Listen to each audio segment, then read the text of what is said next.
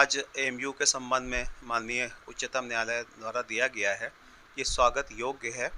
और लगभग 57 साल पुराने एक फैसले को सुप्रीम कोर्ट ने पलट दिया है। तो सर ये जो आज फैसला आया है इसमें लोगों की प्रतिक्रिया क्या है, क्योंकि बहुत सारे लोग खुश हैं कि ये अच्छा फैसला सर हम लोगों की जीत हुई है। देखिए, निश्चित रूप से खुशी की बात है इसमें,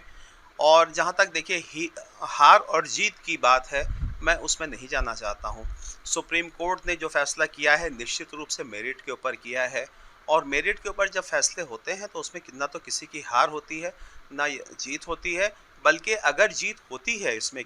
तो कानून की जीत होती है। तो एएमयू के संबंध में जो आज फैसला दिया है सुप्रीम कोर्ट ने,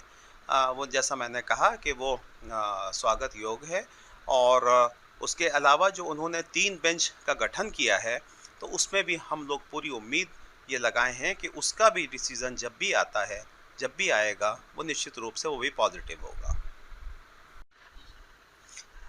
अलीगढ़ मुस्लिम विश्वविद्यालय ने एक से एक बढ़ के हस्तियाँ पैदा की, और यदि मैं आपको उनके बारे में बताने लगूँ तो उसके लिए बहुत समय दरकार होगा। लाला अमरनाथ का नाम कौन नहीं जानता है, वो अलीगढ़ के पढ़े हुए थे। उसके अलावा मौजूदा दौर में आप देखें, अगर राष्ट्रपति एएमयू ने दिया डॉक्टर जाकिर हुसैन, उपराष्ट्रपति एएमयू ने दिया हामिद अंसारी, दिल्ली का मुख्यमंत्री साहिब सिंह वर्मा, वो भी अलीग।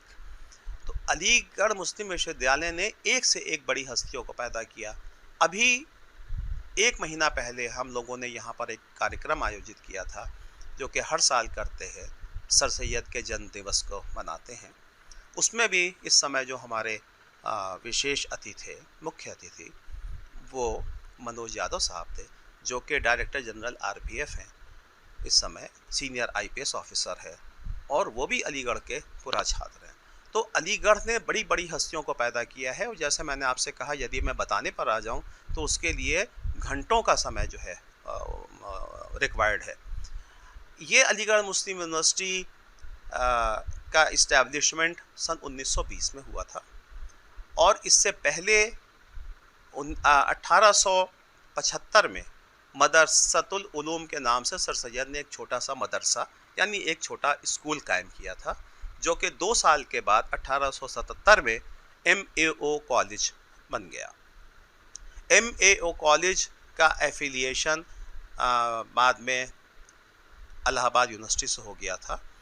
और सर सैयद की डेथ 1898 में हो गई थी। लेकिन सर सैयद का ये विचार था कि हमारा ये जो आज कॉलेज हमने इस्टेब्लिश किया है, ये आज नहीं तो कल एक यूनिवर्सिटी की शक्ल इख्तियार कर लेगा। और सर सैयद का ये भी कहना था कि हमारे इस विद्यालय में और उसके बाद यूनिवर्सिटी बनेगी, उसके दरवाजे सभी के लिए खुले होंगे। 1920 में ये यूनिवर्सिटी बनती है। इस यूनिवर्सिटी की एक ख़ास बात ये भी थी कि इसकी सबसे पहली जो चांसलर हुई वो एक महिला थी। ये भी एक अलीगढ़ को क्रेडिट जाता है। 1964 या 65 का समय था, जिस समय अलीगढ़ का जो माइनॉरिटी कैरेक्टर था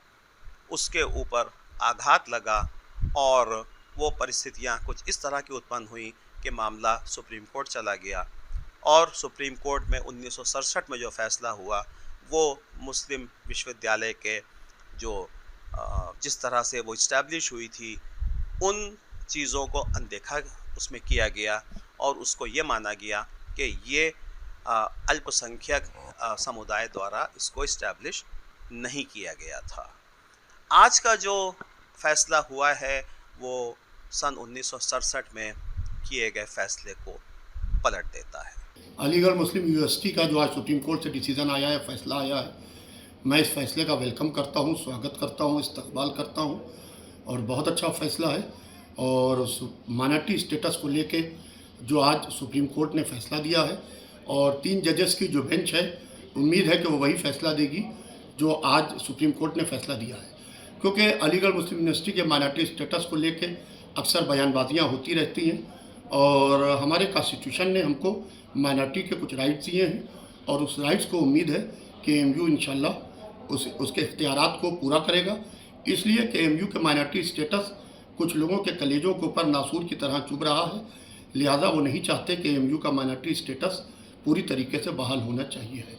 बहरहाल एएमयू ने इस मुल्क में और पूरी दुनिया में खुशबू लुटाई है और उम्मीद है कि इस माइनॉरिटी स्टेटस के बाद में अच्छे हमें वहाँ से स्टूडेंट्स अच्छे असातिज़ा मिलेंगे और पूरी दुनिया में एएमयू इसी तरीके से तालीम के मैदान में और दूसरे मैदानों में खुशबू लुटाता रहेगा। बहुत बहुत शुक्रिया। मैं तारिक सिद्दीकी हूँ। मैं Aligarh Muslim University old boys association Lucknow का प्रेसिडेंट रह चुका हूँ। देखिए, हम तमाम अली कम्युनिटी, यूँ तो अपने अल्मा मैटर से सभी को बहुत प्यार होता है, लेकिन अलीगढ़ कम्युनिटी जो है ऑल ओवर द वर्ल्ड कम से कम 9900 एसोसिएशंस हैं, वो थोड़ा ज़्यादा उनका इंगेजमेंट अल्मा मैटर से रहता है। आज के इस फैसले को लेकर के पूरी दुनिया के अली अपनी आंखें गड़ाए हुए थे सुप्रीम कोर्ट के ऊपर, क्योंकि इनके दिल के बड़ा करीब ये मामला है। और इस जो आज का जजमेंट आया है वो काबिल तारीफ़ है, काबिल एहतराम है, और उसका हम सब लोग, सारी अली बिरादरी स्वागत करती है, खुशामदीद करती है, क्योंकि ये तो हमें यकीन था कि 1920 में जो सारे पैसे इकट्ठा किए गए उसमें मेजॉरिटी पैसा मुसलमान लोगों ने इकट्ठा करके एक यूनिवर्सिटी बनाई थी और मुस्लिम एजुकेशन को बढ़ा करके उनको नेशनल मेन स्ट्रीम में लाने का एक ये इनिशिएटिव था। लेकिन 1967 में जो छागला एक्ट जिसको कहा जाता है, जिसमें माइनॉरिटी कैरेक्टर ख़त्म हुआ था, आज उसको सुप्रीम कोर्ट ने रिवर्स कर दिया है, माइनॉरिटी कैरेक्टर को बहाल कर दिया है और उस फैसले को उलट दिया है। उससे बहुत सुकून हम सबको मिला है कि एक तरीक़े से एक तलवार लटकी हुई थी बहुत सालों से, बड़े इसमें एजिटेशंस हुए हैं, मूवमेंट्स चले हैं, और जाहिर है कि आज हम लोगों के लिए बड़ा खुशी का दिन है। आज के इस फैसले से अदलिया पे और ज़्यादा मजबूती के साथ लोगों का एतबार बढ़ा है, क्योंकि ये सिर्फ अलीगढ़ मुस्लिम यूनिवर्सिटी के माइनॉरिटी कैरेक्टर का मामला नहीं है। आर्टिकल 30 को एक तरीके से रीइंस्टेट करा है आज के फैसले ने, जो तमाम माइनॉरिटी कमेटी, चाहे वो मुसलमान हो, सिख हो, ईसाई हो, जैन हो, पारसी हो, तमाम माइनॉरिटी कम्युनिटी को इस बात का हक देती है कि वो अपने कम्युनिटी के डेवलपमेंट के और एजुकेशन के लिए इदारे बनाएं और उनको तालीम का उनके लिए इंतज़ाम करें। तो आज एक तरीके से इस फैसले से उन तमाम लोगों को एक रिलीफ और एक ताकत मिलेगी जो अपने माइनॉरिटी के लोग अपनी कम्युनिटी के एजुकेशन के लिए अलग अलग इदारे बना चुके हैं या बनाने वाले हैं। आज ऑनरेबल सुप्रीम कोर्ट के अलीगढ़ मुस्लिम यूनिवर्सिटी के माइनॉरिटी कैरेक्टर के सिलसिले में जो फ़ैसला आया है उसका हम लोग इस्तकबाल करते हैं, वेलकम करते हैं, और हम ये समझते हैं कि आज के ये इसका फ़ैसला एक तारीख़ी और हिस्टोरिकल फ़ैसला है। ख़ासकर जिस तरीके से सुप्रीम कोर्ट ने अपने ही 1967 के फ़ैसले को अपहेल्ड किया है, जिसमें कि उसके माइनॉरिटी कैरेक्टर को ख़त्म किया गया था, और जो ये बात कही गई है कि इसको एक रेगुलर बेंच के सामने रखा जाएगा कि और वो ये डिटरमाइन करें कि whether it was established bye minorities, तो हम लोगों के पास मोर देन इनफ हिस्टोरिकल और फैक्चुअल एविडेंसेस मौजूद हैं, जिससे कि ये बात आसानी से साबित की जा सकती है कि अलीगढ़ मुस्लिम यूनिवर्सिटी को मुसलमानों ने ही मुसलमानों की तालीम के लिए मुसलमानों के पैसे से और मुसलमानों के डोनेशन से ही कायम किया था। बहरहाल इलाहाबाद हाई कोर्ट से लेकर के और आज सुप्रीम कोर्ट तक का ये एक लंबा सफ़र हम समझते हैं कि तय किया गया है और उसमें कुछ हद तक कामयाबी हासिल हुई है। और अब अलीगढ़ यूनिवर्सिटी के माइनॉरिटी कैरेक्टर के रास्ते में जो भी रुकावटें थी वो इंशाअल्लाह दूर होंगी, और सब लोग ये जानते हैं कि किस तरीक़े से मुसलमानों ने इस मुल्क में तालीम को फ़रोग़ देने के लिए मदरसतुल उलूम के नाम से इदारा कायम किया, जिसको कि आगे चलकर 10 फरवरी 1872 को सर सैयद ने एक कॉलेज की शक्ल में तब्दील किया, और अपने तारीख़ी तकरीर में उस मौके पर सर सैयद ने फरमाया था कि ये इदारा मुसलमानों की तालीम के लिए ही कायम किया गया है, जिससे कि मुसलमानों के अंदर एक साइंटिफिक टेम्पर पैदा किया जाए, और ये इदारा आगे चल कर के एक यूनिवर्सिटी की शक्ल लेगा जो कि